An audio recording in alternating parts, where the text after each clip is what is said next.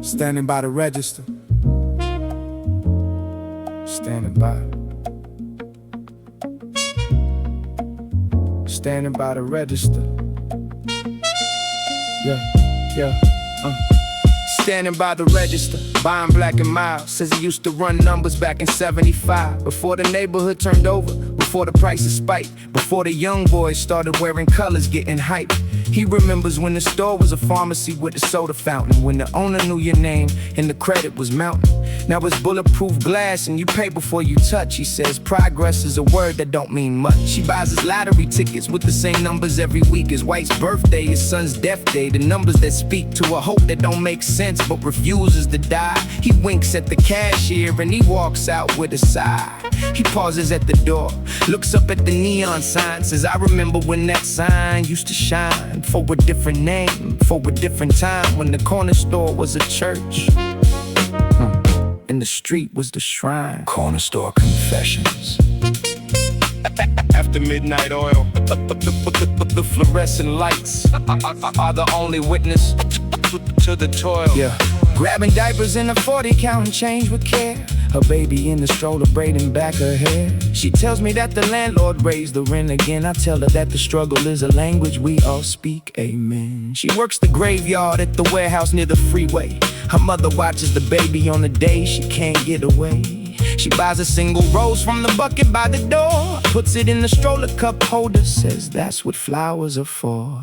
Not for vases, not for tables, but for proving you can still find something beautiful when you're climbing up the hill. The bills and the diapers and the weight of the alone. She pushes the stroller out into the unknown, but she stops at the corner, she talks to the old man. They speak in the language that only they understand, of survival, the waiting of the next check's arrival. The corner store confessions are the only Bible. Corner store confessions, boiling in the soil. Every transaction is a story. Every can of oil sliding through the back, never buys a thing.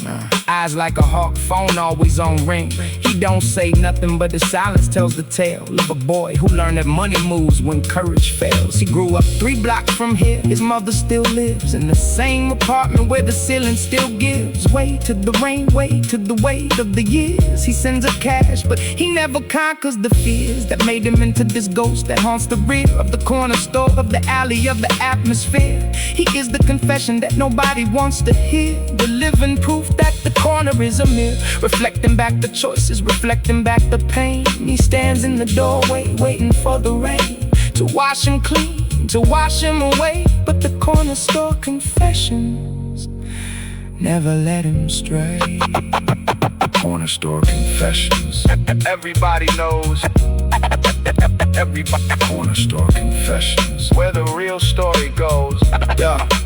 I just came for chips and a conversation, ended up with 4 verses and a revelation. The corner store is a church with no steeple, where the saints are sinners and the preacher is the people. The fluorescent buzz is the hymn, the freezer hum is the choir. The lottery machine is the collection plate, the wire that connects the broken to the chance of something more.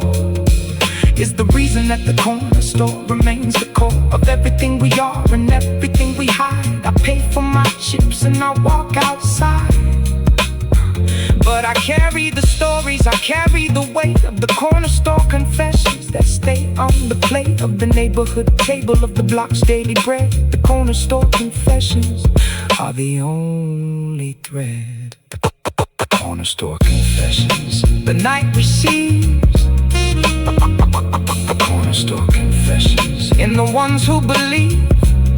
The fluorescent buzz, the freezer hum, are never done. The corner store confessions are never done.